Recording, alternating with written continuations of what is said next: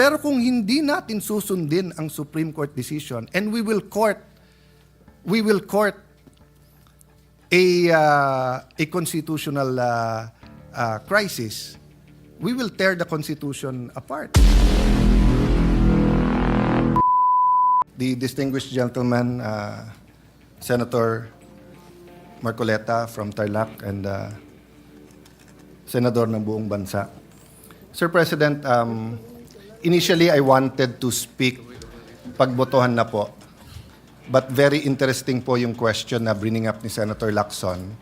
But aside from that, Mr. President, masyadong mabigat yung crossroads na hinaharap ng ating bansa. And remember, assuming we do nothing today, I am 101% sure that on February 6, 2026, an impeachment case will be filed against the Vice President. Maybe against other impeachable officers too.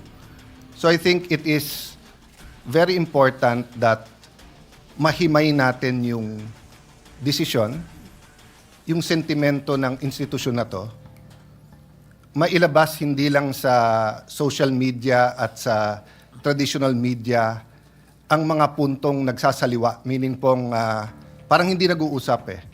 So at least here we disagree, but whether we listen to the minority leader or to Senator Marcoleta, we agree to listen to each other and to examine each other's points. So I just like a few minutes on some very important matters. Let me start by the accusation that because of this decision, masyado nang mahirap at wala nang mai-impeach. So may I ask Senator Marcoleta if he would give me the honor of asking him a few questions and allowing me to interpellate on 2 or 3 topics. The first one is whether or not naging imposible na mag-impeach under this decision. The gentleman may proceed if Senator Marcoleta will so allow it. Yes, Mr. President. Mr. President, sabi po nung iba, imposible na daw mag-impeach ngayon dahil sa desisyon. I Hindi see the po. decision before you. I approached you last week. You've been studying it. I see your radio program. Mukhang 10 beses mo na nabasa yung desisyon at apparently, Mr. Senator, you also listen to criticism. So kung ano rin yung sinasabi ng iba, pinapakinggan mo rin. In your view, may I take note first, Mr. President, that I am glad that the Senator made a distinction na he is for the rights of everyone. He was adopted by PDP and ran with a particular party, but he is not a member of the Duterte bloc. Am I correct there? Technically speaking, Mr. President, I am not a member of the PDP, but I admit that I was adopted and I ran in unity with some of the parties of the PDP candidates at the time. The point I'm going at is like, I was a cabinet member in the Duterte administration, but I have not talked to the Vice President. I ran as an independent in 2022, so I speak now as a senator and not as a partisan. I assume the same, Your Honor. Yes, that Mr. President. you're giving your own personal opinion as Senator Marcoleta, not as a partisan. Of course, I assume that for everyone here, no? Regardless of our position. So, Mr. Senator, sa iyong paghimay ng desisyon, sa tingin mo ba imposible na ngayon mag-impeach ng isang impeachable officer? Hindi po, Mr. President. So, naging napakahirap ba mag-impeach ng isang officer?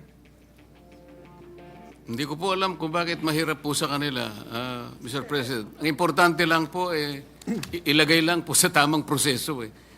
Napakasimple po kasi nung kanilang mga tuntunin, iniisip ko, sundin lang yung mga tuntunin. Ang problema po, isa man sa tuntunin, wala pong sinunod. Kaya po humirap ng humirap para sa kanila. So, Mr. President, I'm glad you mentioned tamang proseso. I think the way the Supreme Court said it in page 95 of the decision, there is a right way to do the right thing at the right time. The problem, Mr. President, is sinasabi po nung iba, may decision na sa former decisions, meron ng definition ng initiation, and many of us here were not mere spectators there. I mean, Senator Soto, I think, was in the impeachment court, di ba, of Senator Estrada, Senator Loren too. Senator Kiko was still on the, we were together kay Senator Corona. Senator Cheese and I and Senator Miggs were in the House during the prayer one-third to the Senate articles of impeachment, di ba? So, hindi po tayo stranger sa mga pangyayaring ito. Ang punto ko, Mr. President, Senator Marcoleta, kung hindi nagsabi ang Supreme Court ng specific na dapat sundin, pwede kong ma-interpret na baka naman masyadong mahirap. Baka naman kahit anong i-file kung gustong protektahan, hindi na siya ma-impeach. Paano na yung accountability? But is it true, Mr. President, that on page 93 of the decision, the Supreme Court actually narrated what has to be done for a valid impeachment complaint? Yes, Mr. President. Allow me to read. 1, the draft article of impeachment or resolution should be accompanied by evidence when made available to members of the House, especially those who are considering its endorsement. 2, the evidence should be sufficient to prove the charges in the articles of impeachment. 3, the draft articles of impeachment and their accompanying evidence should be made available to all members of the House of Representatives, not only to those who are being considered to endorse. Impeachment is an act of the entire House, which requires a qualified minority of only one-third of its members to be transmitted to the Senate. However, the House of Representatives is a deliberative assembly where each member should be allowed to represent the views of their constituents. Let me stop there first. Mr. President, may problema ba yung number 1 na yung articles of impeachment kailangan may ebidensya? Wala pong problema doon, Mr. President. Hindi ba ho baliktad? Kung walang ebidensya, may problema. Tama po. Kasi kung walang ebidensya, ano yon? Tapon mo sa Senate, bahala na si Batman. So, precisely tama ang Supreme Court that even if one-third endorse or file, dapat may ebidensya na. Let me go to the second part. The evidence should be sufficient to prove the charges in the article of impeachment. Mr. President, tama po ba na iba po yung sufficiency at iba din po yung quality or yung burden of proof? Di ba? Opo. So halimbawa po, sa piskalya, hindi po kailangan sa piskalya beyond reasonable doubt. Probable. Kailangan lang that there is probable cause that a crime was committed and there is probable cause that the accused committed that crime. Yes, Mr. President. So in the same manner, hindi sinasabi dito sa 2 na kailangan mo ipresenta sa mga congressman lahat ng testimony, lahat ng ebidensya. Ang kailangan lang, if you assume the evidence to be true, it will be enough to convict. Tama po. Because if not, then sayang lang ang oras natin sa Senate. Kung may articles of impeachment ka, walang ebidensya or may ebidensya pero yung ebidensya is not sufficient to prove the charges, either the Senate will be a kangaroo court and convict without evidence or we will be wasting our time. So wala rin problema sa number 2, Mr. President. Wala po, Mr. President. Number 3, ang sinasabi lang ng number 3, kahit na pumirma yung one-third, kailangan ipakita pa rin sa lahat ng Kongreso. Isa po sa hinanakit po yun nung bata ako dahil ako po'y payat nun at hindi katangkaran. Parati akong saling pusa sa basketball, baseball, volleyball, dahil hindi po ako ganong kagaling sa sports. Sa Congress ba, hindi ba tamang rule to? Na kahit wala ka sa majority, kahit wala ka sa qualified minority, kapag ka may impeachment, merely being elected as a representative of the district or of the party list, dapat ipakita man lang sa'yo yung articles of impeachment at saka yung ebidensya. Tama po kayo. Wala man lang po akong nakita sapagkat ako po hindi isinali sa pakakitaan ng...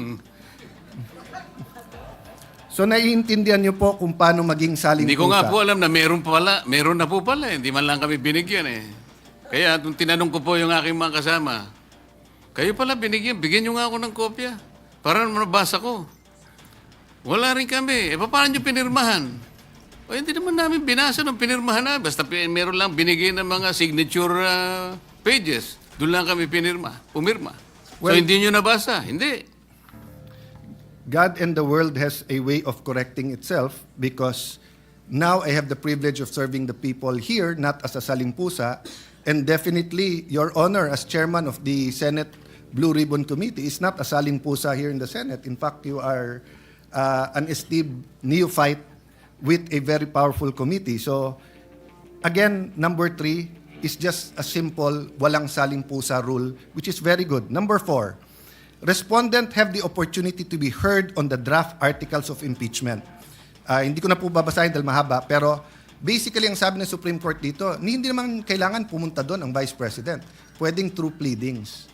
Meron po bang masama dito, Mr. President, na kapag may na-impeach, bigyan man lang siya ng kopya at pasagutin muna siya sa House bago siya pasagutin sa Senate? May masama po ba dito? Wala pong masama, Mr. President. Ang totoo nga po, sinasabi nga na dapat i-repair po lahat ng impeachment complaints kahit na yung pinirmahan ng 1/3 o higit pa, i-repair sa Committee on Justice. Yun po ang paraan siguro para magkaroon man lang ng pagkakataon ng Vice President, kahit na by pleadings lang, makasagot siya. Yeah. Pero hindi nga po ibinigay. Before I go to number 5, just because I like your answer, Mr. President, one thing that guides me, no? So in coming to my decision with this, I follow 2 books. One, the Bible, which is of course a covenant between God and people, tayo, and the Constitution, which is a covenant among the Filipino people and the government, no? Alam mo, both books talk about due process. Ang Panginoon, nung kinain ni Adam at Eve yung prohibited fruit, nagtanong muna siya, ba't kayo nagtatago? Hindi nag-accuse, nagtanong muna, pero alam na ng Diyos. So ang ibig lang sabihin ng due process, sabi ng desisyon ng Supreme Court, magtanong ka muna bago ka humusga. So Mr. President, I was thinking, what if naging masyadong emotional yung eleksyon ng huli and one-third of members of Congress ay naging anti-administration at ang kinahaharap natin ngayon ay isang impeachment labang kay President Marcos at pag siya'y na-impeach, magiging presidente si Vice President Sara. I wonder if all of us in this room and out of this room will still have the same paninindigan. I hope I will. I'm not judging. I am just saying, Mr. President, what helps me is those 2 books, but also to put myself in the opposite side, to put myself in that position. What if, so I'm looking, I see my good friend, former Senate President Subiri, shaking his head. So, natanaw ko tuloy si Senator Kiko. What if Vice President Lenny and Senator Kiko won in 2022? And what if ang ini-impeach ngayon ay si Senator Kiko? I hope yung decision ko to support this decision would be the same. Tama Because po, the dapat walang pagkakaiba. Wala saan pagkakaiba. So number 5, a reasonable period of time determined on the basis of complexity of charges must be given to all members of Congress. Kasi lumalabas po, yes, tama si Senator Soto, ibang mode yung 1/3. Pero lumalabas po mismo sa pleadings, mismo sa sinabi ng House of Representatives, wala pang 3 oras. Yung Wala po. ibinigay sa mahigit 200 na pumirma, samantalang ang complaint is a few hundred pages. Tama po ba? Mahaba pong pahina lahat ang sinabi sa akin, Mr. President, at hindi po nila na kayang basahin sapagkat wala nga silang kopya. Humihingi po sila ng kopya bago pumirma, ngunit wala pong ibinigay. Yun po yung sinabi sa akin ng mga ilan sa aking mga kasamahan doon. Yung number 6 po, Mr. President, madali kasi kailangan yung impeachable act is an act done while they were in their present office. So wala naman pong problema dyan. Meaning, kung may nagawa si Senator Cruz nung konsyal pa siya, pero ngayon Vice President na siya, hindi naman siya pwedeng impeach base sa ginawa niya nung konsyal siya. Tama po. So madali po yon. Number 7, at the very least to accord the opportunity to be heard under the requirement of due process in the procedure under Article 11, Section 3, Paragraph 4, after the draft articles of impeachment and required proof arrived at letter A, the House of Representatives should provide a copy of the draft articles and its accompanying evidence to the respondent and give her an opportunity to respond within a reasonable period. May problema po ba dito? Wala po. Kapag ka ganito kabigat, natatanggalin mo ang isang impeachable officers, tama po ba yung surprise? Hindi po. Parang, eto yung wag mo nang tignan, 1/3 naman kami, sa Senado ka na, sa Senado ka na mag-reply.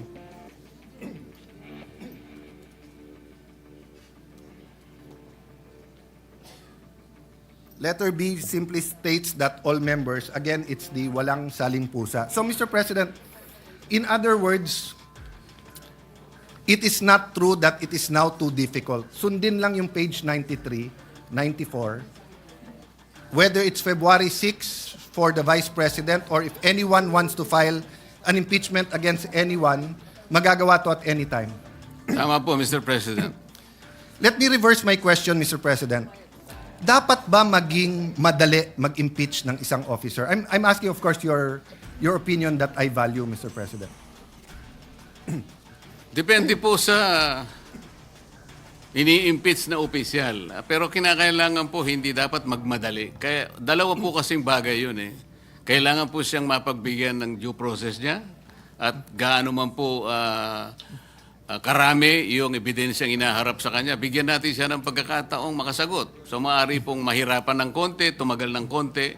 Ngunit kailangan po natin ibigay lahat ng proseso sa ini-impeach at sa mga nag-i-impeach. I value your answer on due process, Mr. President, and that's my second point. But if you would just also accept, or maybe I can put on record, I'm of the personal view, hindi dapat maging madali mag-impeach ng isang impeachable officer. Bakit po? Unang-una, iilan lang po sila sa ating bansa. Ombudsman, member of constitutional commissions, President, Vice President, Supreme Court. Hindi dapat madali dahil it's an extraordinary remedy in extraordinary circumstance not to penalize them, but para protektahan ng ating bansa at para nga po alisin sila sa equation if they will damage our country.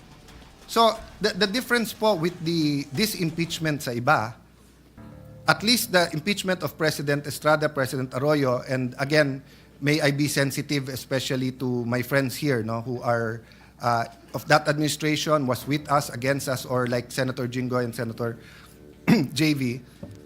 Yung feeling kasi doon is that if there was another day na hindi na-impeach, magagamit yung opisina na yon. Kasi presidente pinag-uusapan. Ganon din sa Chief Justice, na habang nandun ka, ma-impluensyan mo yung korte. Pero pag pinag-uusapan mo Vice President ngayon, wala naman siyang hawak na departamento, wala siyang hawak na agency, wala namang police, militar, NBI, Coast Guard, whatever under sa kanya. Yes, we should hold her accountable kung may ginawang mali. Dapat i-impeach pag may ginawang mali. Pero it's not true that today and tomorrow matters that much. Because wala naman siyang opisina na magagamit not only to cover her tracks or to damage the country. Di ba? In fact, I doubt kung walang perpetual disqualification yan, baka iba ang suma natin ngayon. But I don't want to go to the political aspect. The point I want to make, Mr. President, is para tayong nag-Goldilocks, pag gusto natin yung i-impeach natin, so nung time na yon na gustong impeach si President Erap, padaliin natin. At kung hindi, walk out tayo. Kung kakampi mo si GMA, pahirapan natin. Kung kakampi mo si Duterte, pahirapan natin. Di ba? So, in that point, I see why the Supreme Court, they made a statement Nag-statement sila about history. Sabi ng Supreme Court,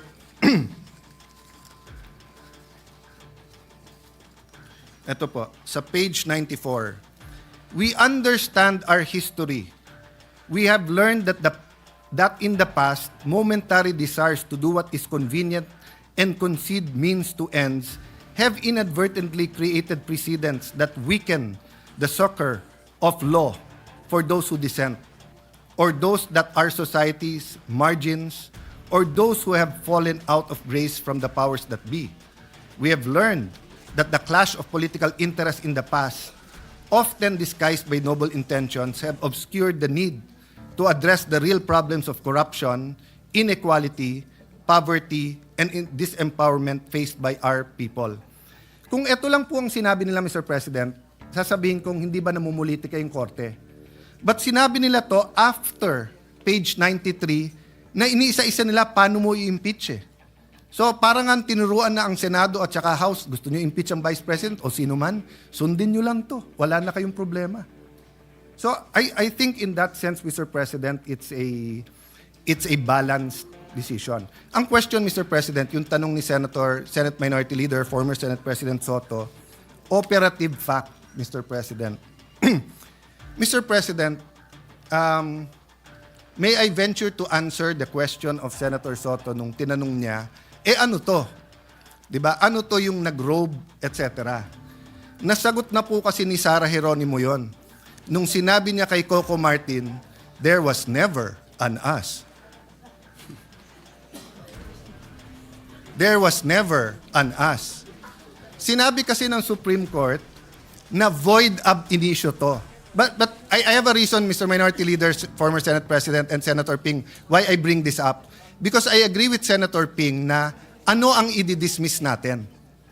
Because ang sinasabi ng Supreme Court, and that goes to my last point, for your consideration, Senator Marcoleta, sabi ng Supreme Court, there was never an us, ibig sabihin, void ab initio. So wala tayong i-dismiss. So theoretically, if we do not do anything today,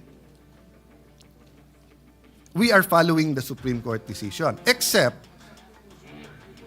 that's why I'm agreeing with you. So agree with me when I'm agreeing with you, Mr. Senate President and Senator Ping. However, human nature is that if we do not do anything, people will say it's pending. And we do have the 1 year one filing bar. So the Constitution did not intend that every single day of your life as ombudsman, as vice president, president, may nakatutok sa yung impeachment. So it is also fair to the vice president that we dispose of this. The question now is, if it is void ab initio, why did the Supreme Court not apply the doctrine of operative fact? In my research, 2 reasons. One, hindi po bringing up ng House of Representatives ito. Bringing up po to ng House of Representatives later on in the MR. Number 2, there is a rule that kapag ka magkakaroon ng injustice or may ma-oppress, hindi pwede yung operative fact. So since my finding, please correct me, Senator Marcoleta, if I'm wrong. Since my finding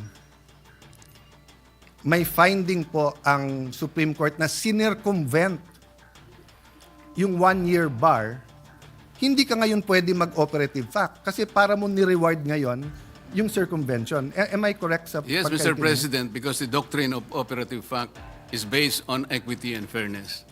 Wala pong equity talaga eh. Hindi po sinunod ang mga tuntunin. So, sa kaumpisa pa lang, nagpalusot na, kaya hindi po pwedeng gamitin yung operative fact. I see former Secretary Jeremiah Bellica in the crowd. Sa ease of doing business na si Majority Leader and si Senator Ping, I think were the sponsors, di ba, or the authors of the law. I don't know kung, ang alam ko, covered ang Congress dun eh.